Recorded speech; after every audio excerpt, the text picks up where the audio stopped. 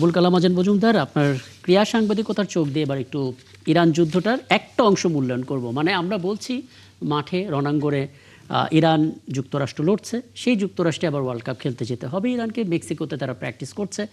যুদ্ধের প্রভাব ক্রিয়াঙ্গনে কতটা পড়তে পারে, স্পেশালি ইরানের ম্যাচগুলোতে? দেখেন, কিছু তো প্রভাব পড়বেই, তবে এখানে একটা বিষয় বলে রাখা ভালো যে এই বিশ্বকাপটার আয়োজক হচ্ছে ফিফা, আমেরিকা নয় বা মেক্সিকো নয়। আমেরিকা এবং মেক্সিকো হচ্ছে স্বাগতিক দেশ এবং তারা অনেকগুলো ফিফার শর্ত মেনেই কিন্তু স্বাগতিক দেশ হয়েছে। সো এখানে আমেরিকা খুব বেশি চাইলেও ইরানকে চাপে রাখার কোনো সুযোগ নেই। এটা একটা দিক। আরেকটা দিক হচ্ছে যে এই যুদ্ধ কিন্তু আমেরিকার সাধারণ মানুষের যুদ্ধ না। আমেরিকার সাধারণ মানুষ কিন্তু এই যুদ্ধের বিরোধী। সো ইরান যে সাধারণ মানুষের কাছে যে খুব হোস্টাইল একটা ওয়েলকাম পাবে, বিষয়টা ওরকম না। আমেরিকার সাধারণ মানুষ আমার ধারণা ইরানকে ওয়েলকামই করবে, কারণ যুদ্ধটা আমেরিকার সাধারণ মানুষ কিন্তু আসলে সেভাবে সমর্থন করেনি। তো সেক্ষেত্রে মাঠে ইরানের হোস্টাইল রিসেপশনের বিষয়ে আমি খুব বেশি শঙ্কা দেখছি না। এবং যেহেতু ফিফা এটার আয়োজক, আমেরিকা চাইলেও ইরান দলকে নিয়ে খুব বেশি রাজনীতি করার সুযোগ এখানে পাবে না, বরঞ্চ পাবলিক সিম্প্যাথি বলেন বা পাবলিক সাপোর্ট বলেন, গ্লোবালি এখানে ইরানের দিকে থাকারই সম্ভাবনা বেশি। নিরাপত্তা ঝুঁকি? নিরাপত্তা ঝুঁকি এটা কারণ হচ্ছে কি, মানে ডোনাল্ড ট্রাম্পের এই সময়টা এতটা অস্থির, কোনো ব্যাকরণ তিনি মানছেন, এই যুদ্ধটাই তো হওয়ার কথা ছিল না। নিরাপত্তা ঝুঁকি এখন আমেরিকা তো এই নিরাপত্তা দলগুলোকে, পার্টিসিপেটিং কান্ট্রিগুলোকে নিরাপত্তা দেওয়ার আশ্বাস দিয়েই কিন্তু বিশ্বকাপের আয়োজক হয়েছে। এখন যদি কোনো একটা দলের নিরাপত্তা বিঘ্নিত হয়, আপনাকে তো মনে রাখতে হবে 2 বছর পরে আমেরিকাতে অলিম্পিক আছে, এবং যদি বিশ্বকাপ ফুটবলে কোনো ধরনের ব্যাঘাত ঘটে তাহলে কিন্তু অলিম্পিকটাও আমেরিকা থেকে চলে যেতে পারে, বা অনেক দেশ তখন এই নিরাপত্তার অজুহাত দেখে আমেরিকাতে অলিম্পিক খেলতে নাও যেতে চাইতে পারে। এবং আমার ধারণা সেটা সম্পর্কে আমেরিকা অ্যাওয়ার আছে এবং তারা এই ধরনের এমন কোনো কিছু করবে না বা এমন কিছু হতে দেবে না যাতে তাদের এই অলিম্পিকটাও সংকটে পড়ে যায়। একদম, যেহেতু বহুজাতিক দেশ এখানে আছে, কাজেই এতটা সোজা হবে না। আমি একটু জনাব জহুরুল আহমেদ, আপনার একটা মতামত আমি নিতে চাই, কারণ আপনার সাথে আরেকটি ইস্যুতে আমি কথা বলবো জহুরুল হাসান, কিন্তু তারপরও এটা নিয়ে একটু আপনার মতামতটা জানতে চাই। যে ইরান নিয়ে আমরা কথা বলছি, যে যুক্তরাষ্ট্র নিয়ে কথা বলছি, বিশ্বকাপে আমরা তাদেরকে মাঠে দেখতে পাবো। আমি জানি না এরকম ম্যাচ হবে কিনা, যুক্তরাষ্ট্র ইরান একসাথে খেলছে মাঠে। জি, নিরাপত্তার ব্যাপারটাতে বলতেছিলেন তাই তো, যে যে ঠিক আছে। তো আমরা যদি হিস্ট্রি স্টাডি করি, এরকম কিন্তু অলিম্পিকে, মিনি অলিম্পিকে আপনার টেরোরিস্ট অ্যাটাক হয়েছিল, হ্যাঁ, এবং এগুলো কিডন্যাপ করে নিয়ে গিয়েছিল। তো এই these are the occasions, international এবং বড় ইভেন্ট যখন থাকে, তো যারা নন স্টেট অ্যাক্টর বা গ্লোবাল টেরোরিজমের যারা এলিমেন্ট, তারা কিন্তু এই ধরনের ইভেন্টগুলোকে টার্গেট করে, কারণ তাদের যে আইডিওলজি বা তারা যে অ্যাক্টিভ এবং তারা যে পাওয়ারফুল, এই মেসেজটা কিন্তু এই ধরনের ইভেন্ট থেকে খুব মানে ঢালাওভাবে প্রচারিত হয়। এই কারণেই ইতিহাসে আমরা বিভিন্ন সময় দেখেছি যে এই ধরনের ইভেন্ট হয়েছে। তো এখানে ইরান এবং ইউএস এর কনফ্লিক্ট যেটা, সেখানে কিন্তু ইরানে আবার নন স্টেট অ্যাক্টর যারা আছে, ইরানের সহযোগী বা যেটা বলা হয় যে ইরান প্যাট্রোনাইজ করে, যেমন ধরেন হামাস আছে, তারপরে আপনার হুথিদের একটা অর্গানাইজেশন আছে, তারপরে ওখানে ইসরায়েলের এগেনস্টে তো যদি আমরা বলি যে রিলিজিয়াস সেন্টিমেন্ট বা ইসলামিক সেন্টিমেন্ট বেস যে কিছু টেররিস্ট অর্গানাইজেশন, আল কায়দা তো অবশ্যই এখন ডাউনিং স্টেটে আছে, বা অন্যান্য যারা আছে, তারা কিন্তু ইসরায়েল বা ইউএসএ কে একটা অকওয়ার্ড সিচুয়েশনে বা তাদেরকে একটা মেসেজ দেওয়ার জন্য এই ধরনের ভেঞ্চার প্ল্যান করতে পারে। But global war on terrorism, Twitter অ্যাটাকের পরে যেহেতু তাদের ফাইন্যান্সিয়াল সোর্সগুলোকে কার্টেল করে তাদেরকে কন্ট্রোল করা হয়েছে এবং তাদের লিডারশিপকে কিল করে এটাকে কন্ট্রোল করা হয়েছে, এখন এটা কম। তো তারপরে সম্ভাবনা আপনি মানে উড়িয়ে দিতে পারেন না, কারণ সেখানে হামাস, তারপরে হুথুলের কিছু অর্গানাইজেশন আছে, তারপরে আপনি আরো আছে যারা আপনারা জানেন, আমরা জানি সবাই। এবং ইরানিয়ান জেনারেল একজন যে কিল হয়েছিলেন, ওনার কিন্তু একটা ডিফেন্স পরিকল্পনাই ছিল যে ইরান যদি তার মেইন ল্যান্ডে যে 15টি সেক্টর আছে, সেটার মাধ্যমে যদি তারা ডিফেন্স প্রোভাইড করতে ব্যর্থ হয়, সেই ক্ষেত্রে নন স্টেট অ্যাক্টরদের নিয়ে একটা প্রোটেক্টেড ওয়ারে চলে যাওয়া, মানে বিয়ন্ড দ্য ইরানিয়ান বর্ডার, এই ধরনের একটা ডিফেন্স মেকানিজম তাদের টোটাল এন্টায়ার ডিফেন্স প্ল্যানে রয়ে গেছে।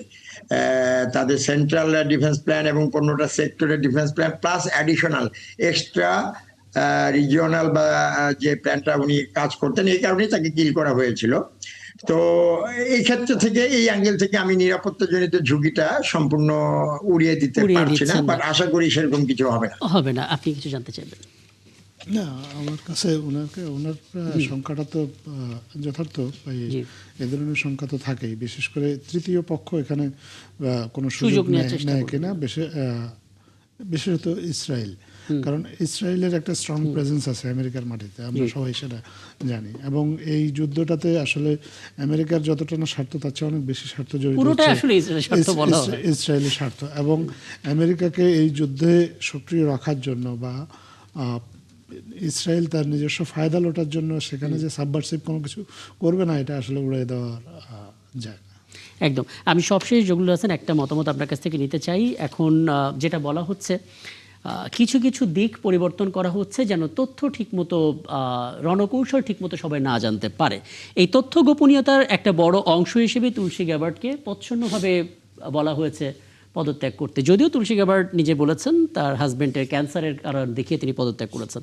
আপনার মনে হয় কিনা আসলে যুদ্ধটা নতুন দিকে, নতুন ডাইমেনশনে যাওয়ার এটা একটা বড় কারণ হয়ে উঠতে পারে? না, এটা information warfare or right two information, আপনি যেটাই বলেন, যে আপনি, আমি জানি না ইন্টারন্যাশনাল কোনো রুল বা আইসিজের কোনো ইয়ে আছে কিনা যে ইনফরমেশন হাইড করার ব্যাপারে বা সে ব্যাপারে, বাট জনগণের একটা ডেমোক্রেটিক দেশের তো জনগণ সব সময় চাইতে পারে, বাট ইন্টারন্যাশনালি যে এমবার্গোটা, যে এই ব্যাপারে, আবার ধরেন যে একটা দেশ তার নিজস্ব স্বার্থ যখন যুদ্ধে জড়িয়ে গেছে, সে তখন সেটা পার্ট অফ ডিসেপশন বলেন আর পার্ট অফ মানে সেলফ প্রোটেকশন বলেন, সে কিছু ইনফরমেশন তো যুদ্ধের ক্ষেত্রে হাইড করবে। সে তার বলবে না যে আমি এই সময় অ্যাটাক করতে আসছি বা এটা করতে আসছি। Deception is part of the war process. তো আপনি সেখানেও ব্যাপারগুলো কনফ্লিক্টিং।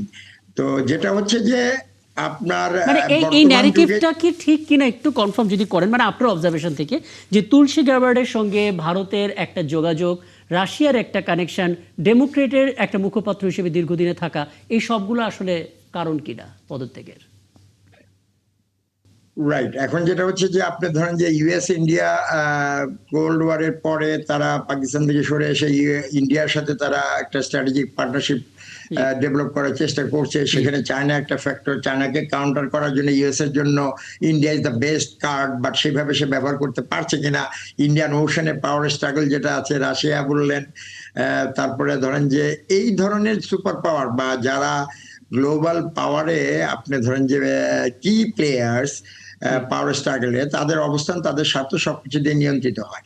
তবে ইউএস ইন্ডিয়া তাদের সাথে তো মানে তাদের স্ট্র্যাটেজিক পার্টনারশিপ যেটা ডেভেলপ করেছে কোল্ড ওয়ারের পরে, সেই অনুযায়ী তাদের অল কাইন্ডস অফ কোঅপারেশন, তাদের মধ্যে একটা বিভিন্ন চুক্তিও হয়েছে। তো সেই অনুযায়ী যদি কোনো কিছু হাইড করে থাকেন বা সেটার ইফেক্ট হয়ে থাকে, that will be, though unfortunate, but that was part of that strategic interest or game. আমি সেটাই বলবো। তো এখানে এখন যে রিজনটা দেখানো হচ্ছে পারিবারিক কারণ বা অন্যান্য, এগুলো ইন্টারন্যাশনাল অ্যাফেয়ারে ফলস ফ্ল্যাগ বলে। এটা আসলে সবাই বুঝতে পারছেন। জি, হ্যাঁ, যে আপনাকে দেখানো হবে এটা, বাট আপনি যা আসল ঘটনা হচ্ছে অন্যটা। ইভেন যুদ্ধের ক্ষেত্রে আপনাকে যে রিজনটা দেখানো হবে সেটা কিন্তু আসল রিজন না। ইউএসএ যতই বলুক সে তার মানে ইন্টারেস্ট বা তার ইকোনমিক বা হুরমুজ প্রণালীতে তার সেফ প্যাসেজের জন্য করছে, বাট তার আসল অবজেক্টিভ হচ্ছে ইরানিয়ান গভর্নমেন্টকে চেঞ্জ করা, ইরানিয়ান রেজিমকে চেঞ্জ করা এবং ইসরায়েলকে সেখানে শক্তিশালী করা। কারণ আপনি ইরাক, লিবিয়া, সিরিয়া, এরা মিলে যে বাত এবং আসলে এই যে যুদ্ধের কারণগুলো নিয়ে আমরা বিভিন্ন সময় আলোচনা করেছি। আজকে খুব ইচ্ছা করছিল আপনার সঙ্গে আলাপটা দীর্ঘ করতে, কিন্তু সময়টা একেবারে শেষ। জাস্ট 30 সেকেন্ড, যেটা বললাম যে মিডল ইস্টে চ্যালেঞ্জ করতে হচ্ছে, ধরেন যে সাদ্দাম, গাদ্দাফি এবং সিরিয়ার প্রেসিডেন্ট, তাদেরকে নিউট্রালাইজ করা হয়েছে। এখন ইরান হচ্ছে only state who can challenge, তাকে নিউট্রালাইজ করতে হবে। তাহলে ইসরায়েলের যে গ্রেটার লেভেল অবজেক্টিভটা ওখানে আছে, সেটা হয়তো ম্যাটেরিয়ালাইজ করার জন্য তারা নেক্সট মুভ করবে। তো আসল অবজেক্টিভ এটা। বাকি সবকিছু হচ্ছে ধরেন যে ওই ফলস ফ্ল্যাগ যেটা বললাম দেখানো আর কি, যে আমি এই একদম। কারণে করছি।